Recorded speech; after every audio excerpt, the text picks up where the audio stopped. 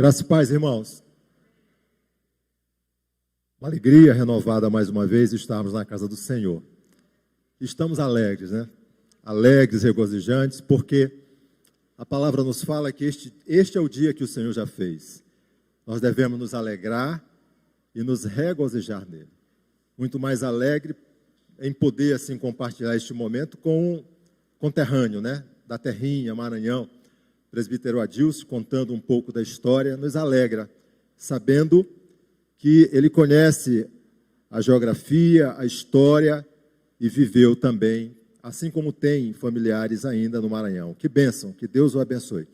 Quero compartilhar da palavra do Senhor um texto que está na carta de Paulo aos Romanos, Romanos capítulo de número 8, a partir do versículo 12 ao versículo de número 17. Romanos 8, versículos 12 a 17.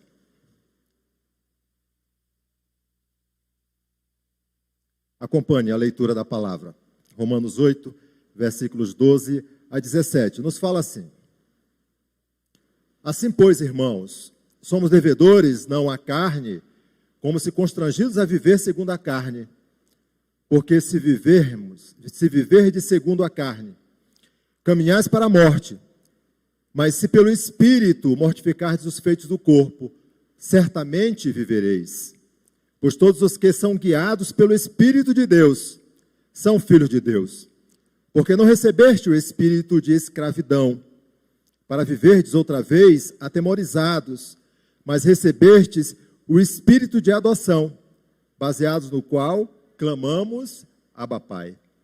O próprio Espírito testifica com o nosso espírito que somos filhos de Deus. Ora, se somos também herdeiros, se somos filhos, somos também herdeiros, herdeiros de Deus e co-herdeiros com Cristo. Se com Ele sofremos, também com Ele seremos glorificados. Bendito seja o nome do Senhor. Vamos orar. Nosso Deus e nosso Pai, esta é a Tua palavra, Senhor, palavra que vem ao nosso coração, palavra viva e palavra fiel, palavra que alcança todos os propósitos para o qual o Senhor a designou. Agora, quando nos colocamos como igreja do Senhor, agora, quando nos colocamos como servos do Senhor, rogamos a direção do Teu Santo Espírito, a iluminação que vem do alto, para que possa nos trazer discernimento, direção do Senhor, capacidade de entendimento, e assim, Senhor, não somente possamos compreender e entender, mas viver para caminhar em santidade de vida, segundo a Tua vontade. Assim oramos em nome do Senhor Jesus. Amém.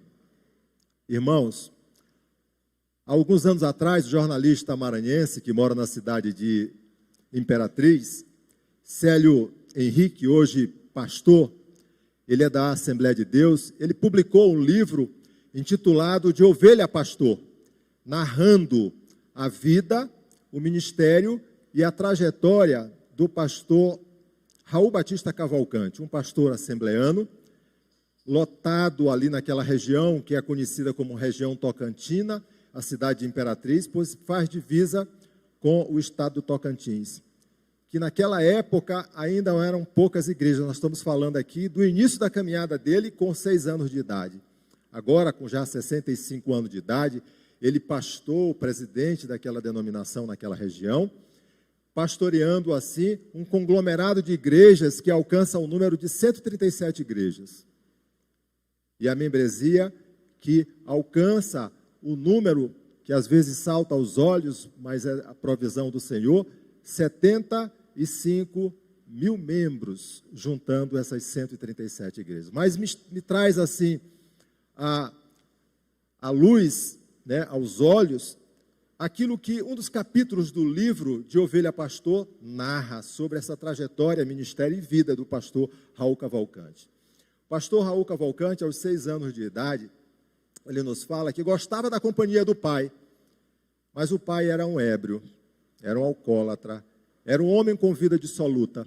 mas ele gostava da companhia do pai, pois a mãe falava bem do pai em meio às circunstâncias de vida, pelo amor, pelo carinho que o pai tinha pelos filhos e pela família. Aos 7 anos de idade, esse jovem, narrado no livro, foi alcançado para Cristo, 7 anos de idade. E nesta caminhada de vida, pois a grande parte dos seus irmãos, ele era de uma família de 8 irmãos, já serviu ao Senhor, pois a mãe era crente, mulher de oração, aquela que chega cedo na igreja e que se dispõe a orar individualmente por cada membro que compõe a igreja na qual ela é membro. Nos fala o relato do jornalista que certo dia o pastor, já com 10 anos de idade, indo para a igreja, uma das igrejas principais da Assembleia de Deus, que era o templo central na Avenida Beira Rio, na cidade de Imperatriz. Era um culto de doutrina, numa sexta-feira à noite, e o pai, José Romeu, estava junto. Sempre ia, não continuamente, mas de forma alternada. Ele gostava dos cultos de doutrina. Ele ia para as escolas bíblicas dominicais, porque ele entendia que ali era um momento de compartilhamento da palavra, e muitos irmãos podiam, assim, fazer pergunta, tirar dúvida, explorar uma passagem, um momento tão especial que o Senhor estava falando à vida. E naquele dia ele estava muito incomodado, e o filho dele, o Raul, percebeu isso. Ele se levanta do local onde estava, vai para a porta principal da igreja. O filho logo em seguida sai na direção dele, pois estava preocupado com ele, e pergunta para ele: meu pai, o que está acontecendo? Não se preocupe, Raul, eu estou bem. Estava fumando um cigarro na porta da igreja e falou para o filho: este é o último cigarro que eu vou fumar na minha vida. O filho ficou sem entender aquilo que estava sendo apresentado pelo pai. Entrou para a igreja e logo em seguida o pai vai não na direção do banco, mas ele vai na direção do púlpito, ele vai na direção do pastor, em lágrimas, em prantos, e entrega a sua vida ao Senhor. Nos fala a narrativa do livro de Ovelha ao Pastor, que aconteceu algo tremendo na vida daquele homem, pois a palavra nos fala que onde abundava o pecado, no momento da graça, haverá de superabundar a graça. E isto aconteceu, meus irmãos. Aquela família foi transformada. Já caminhavam na presença do Senhor, mas houve uma mudança, e uma mudança substancial, para louvor da glória do nome do Senhor. Quando nós olhamos textos como esse, textos que nos falam, portanto, sobre a operação do Espírito de Deus, o derramamento da graça do Senhor sobre a sua igreja, pois aqui nós temos um texto escrito pelo apóstolo Paulo. Não há contestação dos pais da igreja, não há contestação dos puritanos, pois as evidências internas e externas levam a crer que a autoria, de fato, é do apóstolo Paulo, que escreveu esse livro provavelmente em Corinto, no ano 57 depois de Cristo, quando ele se encontrava na 3ª viagem missionária, com o objetivo de mostrar este evangelho como revelação de justiça de Deus, uma justiça que só é possível experimentar mediante a fé naquele que é autor e consumador da nossa fé, a fé em Cristo, nosso Senhor e nosso Salvador, tendo como propósito 3 aspectos bem claros esta carta escrita aos romanos, incluindo ali judeus, jovens, judeus e gentios. Como propósitos, apresentar habilmente o evangelho do Senhor àquele povo, avisá-los, assim, do desejo de Paulo de visitar aquela cidade e prepará-lo, portanto, para as outras missões que haveriam de acontecer, sendo que aqueles judeus e gentios serviriam de base, de sustento, de grupo de oração para o que haveria de acontecer na sua caminhada de fé. E ele também se preparava para um futuro próximo de evangelizar a Espanha, Desejava, assim, tratar os problemas na igreja em Roma, induzindo aquela igreja, aqueles irmãos, à reconciliação entre judeus e gentios, olhando para o firme exemplo que nós temos em Cristo Jesus, autor e consumador da nossa fé. Os 7 primeiros capítulos tratam sobre as verdades maravilhosas do Evangelho. Essas verdades maravilhosas do Evangelho são as doutrinas da graça, a justificação pela fé, a união com Cristo, salvação somente por meio de Cristo e não por meio de nossas obras.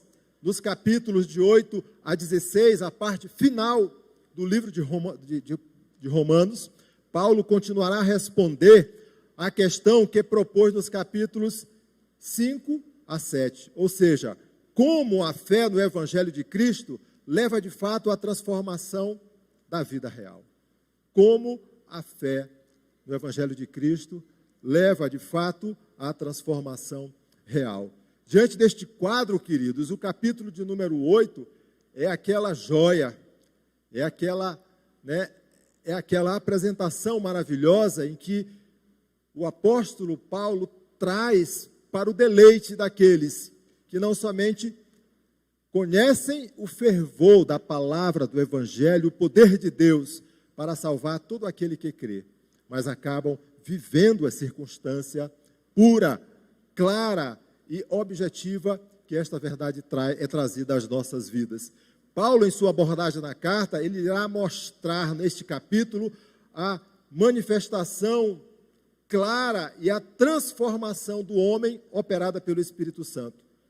Com isso, meus irmãos, diante desta convicção clara, pura e direta, nós queremos tratar de forma muito objetiva e de forma detalhada sobre os privilégios de sermos chamados filhos de Deus. Os privilégios de sermos chamados filhos de Deus. O tema geral da igreja para este ano, na caminhada de fé, é santificação. Seguir a paz com todos é a santificação, sem a qual ninguém poderá, portanto, ver o Senhor. O desejo aqui do apóstolo, como ministro, como instrumento, como arauto de Deus, é compartilhar dos privilégios de sermos chamados filhos de Deus para esta caminhada de fé, na construção de tudo aquilo que é necessário para a nossa vida, enquanto servos do Senhor, corpos do Senhor Jesus, igreja de Deus. A primeira lição, olhando para os versículos de número 12 a 14, nos traz a resposta direta. Os privilégios de sermos chamados filhos de Deus. Que privilégios são esses? De sermos guiados pelo Espírito Santo. O texto nos fala assim: assim, pois, irmãos, somos devedores não à carne, como se constrangidos a viver segundo a carne. Porque se viverdes segundo a carne, caminhais para a morte, mas se pelo Espírito mortificardes os feitos do corpo, certamente vivereis. Pois todos os que são guiados pelo Espírito de Deus são filhos de Deus. Se você está com a Bíblia na versão internacional, o texto ele está um pouco modificado desta versão que nós estamos lendo aqui, na versão revista e atualizada da Almeida, mas traz assim uma clareza. Portanto, irmãos, temos uma obrigação, mas não para com a natureza pecaminosa. Temos uma obrigação, não para com a natureza pecaminosa. A declaração que nós estamos olhando aqui, do apóstolo, ouvindo do Senhor, é uma declaração crítica. A conjunção que é apresentada, portanto, ela vai introduzir uma oração coordenada que contém a conclusão da afirmação do versículo de número 11, onde o apóstolo nos fala que somos redimidos pela justiça de Cristo e que um dia seremos libertos por completo de todo o mal e dor na ressurreição do corpo. Paulo, de forma categórica, ele vai nos falar: portanto, queridos irmãos, portanto, temos uma obrigação. Na versão revista e atualizada, o texto é: somos devedores à carne. Paulo está dizendo que o pecado agora, ele só pode ser extirpado pela raiz, se nos expusermos o tempo todo o tempo, ao amor inimaginável de Cristo por nós. Essa é a razão pela qual nós devemos, de fato, buscar a santificação, para esta transformação de vida, para este novo ou renovo na caminhada de fé diante do Senhor, pois Ele tem aquilo que é melhor para as nossas vidas. Timothy Keller, comentando esta passagem, ele nos fala assim, do versículo 12, do capítulo 8, que nós lemos ainda há pouco. Banhar-se da recordação da graça de Deus, irmãos, entendamos, banhar-se na recordação da graça de Deus afrouxará, enfraquecerá e matará o pecado no nível da motivação. Este pecado, ele não haverá de sobreviver se o coração, se a vida, se a alma estiver firmado no Senhor, com o firme propósito de caminhar para a frente, para o alto, para Cristo, Senhor e Salvador da nossa vida. Paulo aqui, ele tem a convicção em sua prática pastoral de que estava escrevendo para uma igreja, em sua maioria formada por jovens judeus e jovens gentios, que foram alcançados para o Senhor devido ao fervoroso trabalho de cristãos expulsos de Roma. Nós precisamos lembrar que esses cristãos foram expulsos na época do imperador Cláudio. Atos capítulo 18, versículo 2, trata isso de forma clara, e eles se reagruparam em comunidades com o fim de pregar e viver o Evangelho de Cristo. Não havia, portanto, como parar esses cristãos de falarem do Senhor Jesus. O DNA, meu irmão, estava inserido na vida de cada um deles. Não havia, portanto, manifestação de escorraçamento, de martírio ou até mesmo de morte. Eles estavam prontos e dispostos para onde fosse, pregasse o Evangelho Salvador, daquele, de fato, que é capaz de mudar a vida de toda e qualquer pessoa. Esse crescimento e fortalecimento na fé, ele foi um reflexo do ato de mortificação dos feitos do corpo. É isto que o apóstolo está nos falando.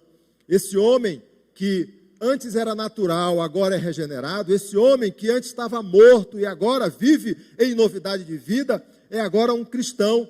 Ele não poderá mais viver ainda em volta como velho homem, pois se o fizer, o texto nos fala, no versículo de número 8 deste capítulo 8 de Romanos, versículo 8, ele não pode mais retroceder, pois se assim o fizer, ele vai ser inimigo de Deus.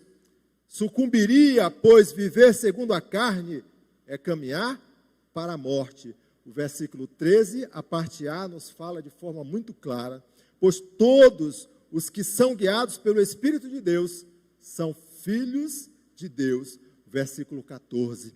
Quando John Owen, tratando sobre o Espírito Santo, aborda essa questão, ele nos fala de forma clara que este homem, que vive nesta condição, vai viver e vai ser exortado a compreender que todo o bem resultante da salvação nos é revelado e dado pelo Espírito Santo. Que tudo o que em nós se opera e tudo aquilo a que somos capacitados fazer, que seja santo e agradável a Deus, resulta da operação do Espírito Santo em nós e conosco. Sem Ele, nada podemos fazer. Assim está contido lá em João, capítulo 15, versículo de número 5. Pelo Espírito Santo nós somos novamente nascidos, santificados, capacitados a agradar a Deus em toda boa obra, que todos os guiados pelo Espírito Santo são filhos de Deus. Esta é a palavra que alcança o nosso coração para louvor da glória do Senhor. Este é o chamado que aqueles que foram alcançados, os eleitos de Deus, agora se colocam diante para esta caminhada de plena santificação, de uma vida inclinada para as verdades do Senhor, para se desvencilhar, portanto, daquilo que não edifica e caminhar em novidade de vida. A pergunta que precisamos aqui fazer a igreja, assim como você que nos assiste pelas redes sociais? É uma pergunta, meu irmão, que tem que ser constante em nossa vida. Você tem convicção de que está sendo guiado pelo Espírito? Você tem convicção, irmão? Você tem convicção de que está sendo guiado pelo Espírito Santo? Que privilégio, meu irmão. Que bênção ser filho de Deus. Que privilégio, que bênção ser filho de Deus. A segunda lição que o texto nos traz, nesse contexto de os privilégios de sermos chamados filhos de Deus, ao tempo em que somos guiados pelo Espírito Santo, agora, estes filhos de Deus, eles vão gozar da providência do Pai. O versículo de número 15 nos fala assim: porque não recebeste o espírito de escravidão, para viverdes outra vez atemorizados, mas recebeste o espírito de adoção, baseados no qual clamamos, Abba, Pai. O dicionário da Bíblia de Almeida, falando sobre providência, semelhante ao que Luiz Berkoff nos fala na teologia sistemática, ele diz que providência é o domínio universal de Deus, que preserva e governa o mundo e todas as suas criaturas, abençoando especialmente o seu povo. Então, a providência é o domínio universal de Deus. Deus está no controle. Ele sabe aquilo que haverá de acontecer. Ele tem um projeto, que neste projeto contém início, meio e fim. Ele envolve a todos nós, queridos irmãos. Há aqui um contraste. Se você olha para o texto do versículo de número 15, vai caracterizar de forma objetiva um contraste entre dois tipos de espírito. Um que está atrelado à escravidão e outro ao aspecto da adoração propriamente dito. A escravidão produzida pela carne, produzido pela concupiscência da carne e dos olhos, pela vida dissoluta, por aquilo que o José Romeu Batista, o pai do pastor Raul Cavalcante, vivia na caminhada de embriaguez, de vida, né, de vida ligado à dependência ao álcool. Uma vida desregrada, uma vida sem orientação, mas uma vida necessariamente, olhando para o texto, escravizada, pois a carne aqui era que dominava. O inimigo das nossas almas era que controlava. Mas, por outro lado, meu irmão, aqui o homem não está na condição de homem natural, ele não está na condição de homem não regenerado, mas ele está na condição de um homem que criou uma nova identidade, que é um novo ser, que é uma pessoa que caminha em novidade de vida.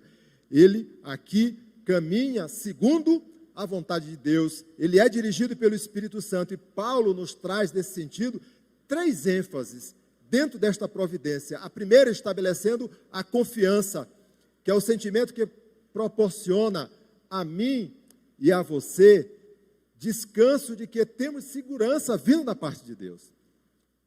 Ora bem, quando o Senhor apareceu aos nossos pais, a Abraão, capítulo 17, versículo de número 1, ele fala de forma muito clara a Abraão, pois ele se faz conhecer aquele homem na fé. Eu sou o Deus Todo-Poderoso.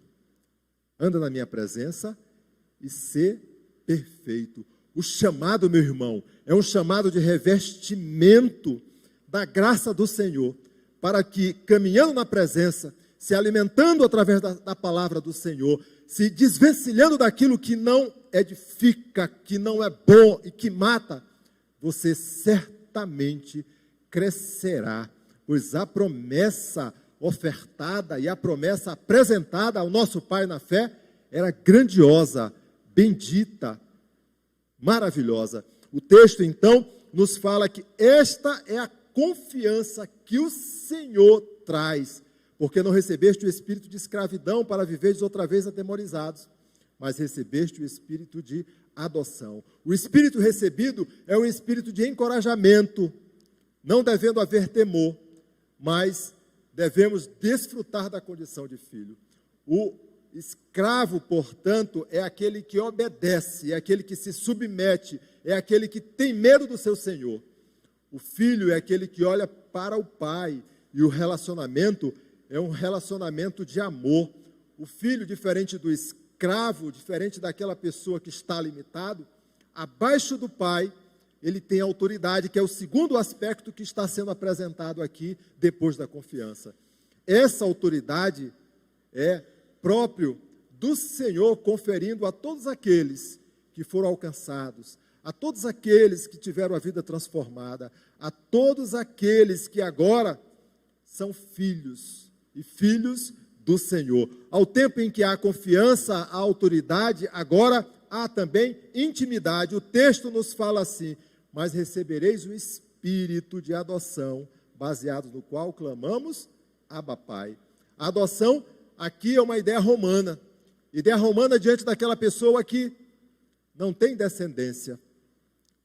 A vida está avançando e ele precisa, portanto, deixar a descendência.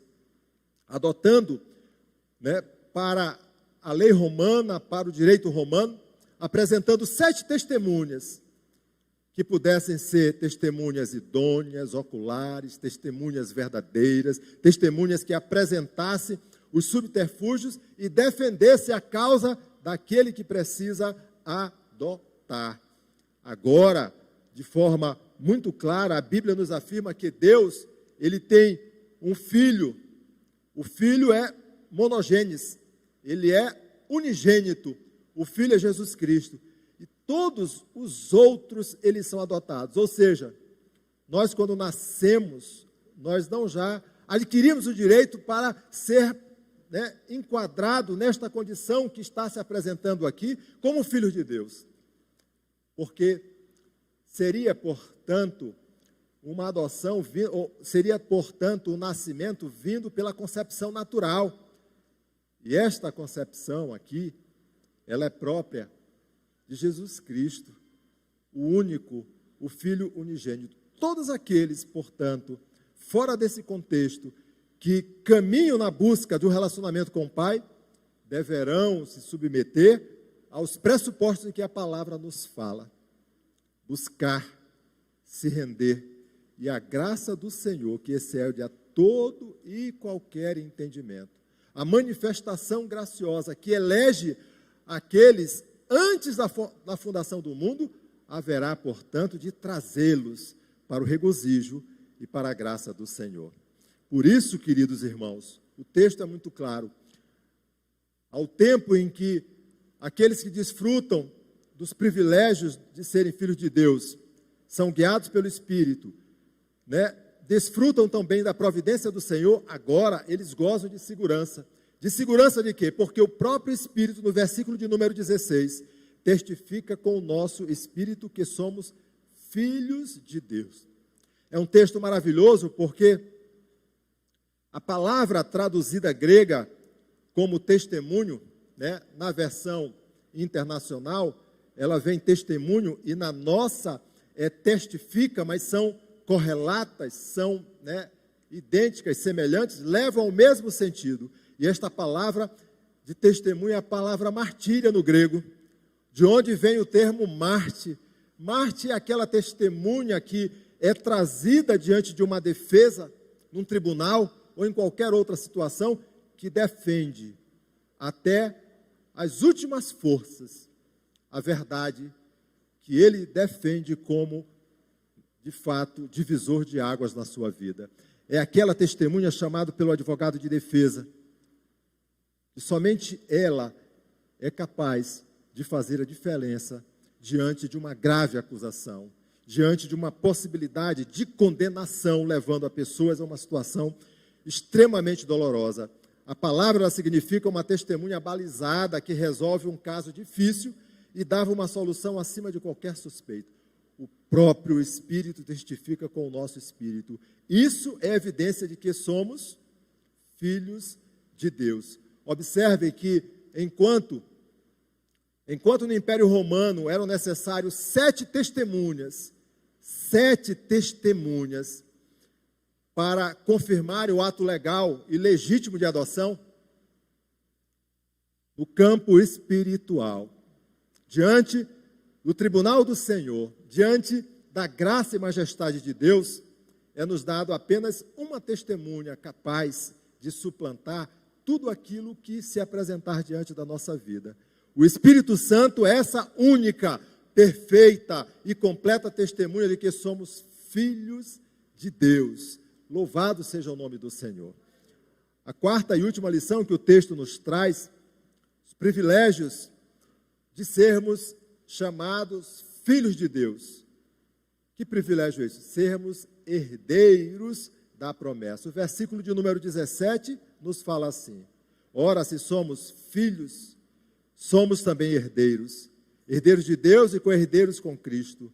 Se com Ele sofremos, com Ele também seremos glorificados. O apóstolo aqui, ele prova com os argumentos até aqui apresentados à igreja de Roma, que nossa salvação consiste em termos de Deus como nosso Pai. Deus como nosso Pai. A condição é clara: se somos filhos, pois a linha direta, se és filhos, é herdeiro com o herdeiro maior, supremo com Jesus, Filho de Deus. Quando nós olhamos o texto de João, capítulo 3, versículo 16, um texto clássico, onde o Senhor nos fala assim: porque Deus amou ao mundo de tal maneira que deu o seu Filho unigênito, para que todo aquele que nele crê não pereça, mas tenha vida eterna.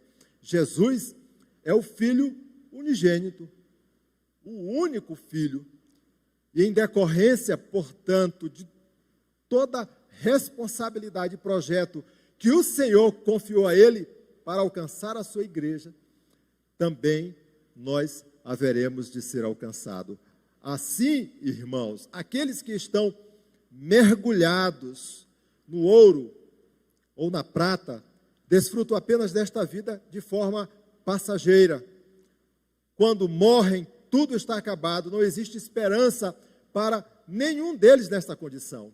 O apóstolo Paulo aqui, em sua segunda carta, em sua carta, no capítulo 3, versículo 7, ele nos fala de forma muito clara que as obras que os homens levantaram, tudo vai ser entesourado, acabado, destruído com fogo. Mas aos que creem em Jesus irão usufruir de todo o universo restaurado de Deus para sempre. Ontem, o nosso irmão e diácono, Eribaldo, passou uma mensagem, talvez os irmãos possam ter recebido também, e uma mensagem que partia o coração, vinda do pastor Ilquias, da cidade de Petrópolis, clamando às igrejas para que orem ao Senhor, levante um clamor, voz de oração, em favor da graça de Deus diante do cenário avassalador, terrível, que se encontra hoje no estado do Rio de Janeiro, notadamente na cidade de Petrópolis. Queridos irmãos, quando nós ouvimos manifestações como essa e olhamos para o texto que estamos trabalhando, os privilégios de sermos filhos de Deus, nós descansamos, nós temos assim a convicção da autoridade do Pai, mas nós somos de carne e osso. Nós sofremos, e o texto nos fala, a palavra de Deus nos fala que nós devemos nos alegrar com quem se alegra e chorar com quem está chorando. E a nossa oração é ao Senhor que, por graça e por misericórdia, pare com aquilo que está acontecendo, levante os recursos, como tem sido feito pelo Brasil e vindo de fora do país também, para operar em favor daquela população, daquela cidade, porque o clima é um clima difícil. Eu me comunico por mensagem com companheiros nossos da corporação, bombeiros militares, que estão na linha de frente. O Maranhão mandou profissionais para ali, e a informação é sempre a mesma. É estarrecedor, é difícil. Nós precisamos orar para a provisão do poder público, porque recursos existem, mas tem que existir disposição deste povo, para que não usem isto como bandeira política, mas levantem sim recurso necessário para atender aquelas famílias que perderam tudo, que estão desalojados.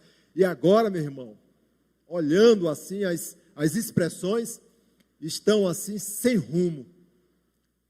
O Deus a quem servimos é aquele que acolhe, é aquele que ama, e é aquele, meu irmão, diante do lamaçal, aquele momento ali de devassidão, ele estende a mão, ele toca, ele traz de volta para a caminhada de fé.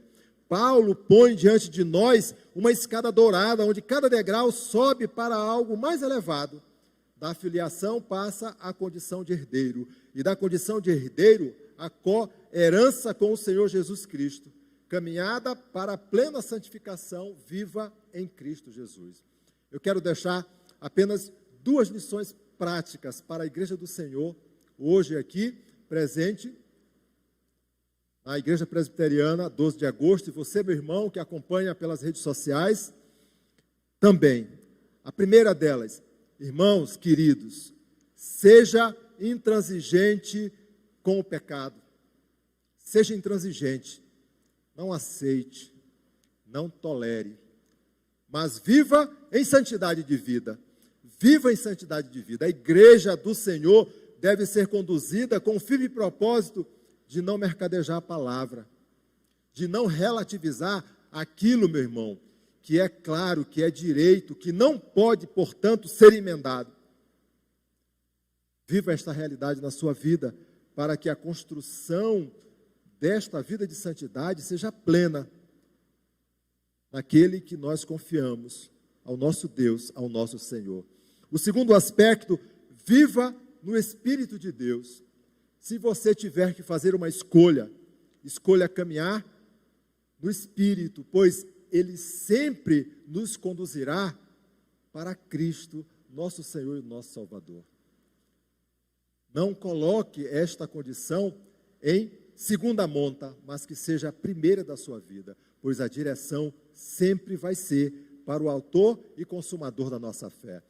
O pastor Raul Cavalcante nos fala no livro de Ovelha Pastor, que o pai foi alcançado, o coração foi transformado, e ele pôde desfrutar dos privilégios de agora ser chamado filhos de Deus. Que este seja o desejo do nosso coração, que esta seja a oração da nossa vida diante daqueles que ainda não caminham na presença do Senhor, que possam ouvir da palavra e serem tocados no coração e transformados para o louvor da glória do Senhor. Vamos orar. Obrigado, Senhor. Obrigado pela Tua palavra que nos alcança. Obrigado pela Tua palavra que nos fala ao coração. Obrigado pela Tua palavra, Senhor, que nos traz a convicção clara de que o Senhor tem aquilo que é melhor para as nossas vidas, pois nós somos, Senhor, a vinha que Tu plantaste, nós somos a igreja do Senhor, aquela igreja que foi comprada ali na cruz, com o sangue vertido. Nós somos povo Teu, nação Tua, ó Senhor, assim nos conduz segundo a Tua vontade, e ainda que possamos, por pensamentos, ações, gestos, nos distanciar do princípio que nos conduz a Cristo, nos traz, por meio do Teu Santo Espírito, a lucidez, para que possamos viver segundo a Tua vontade. Abençoa a Igreja Presbiteriana, 12 de agosto, aqueles que estão presentes no templo e aqueles que nos ouvem pelas redes sociais. Seja com cada um, seja com cada família e manifesta a graça em suas vidas. Assim oramos em nome do Senhor Jesus. Amém.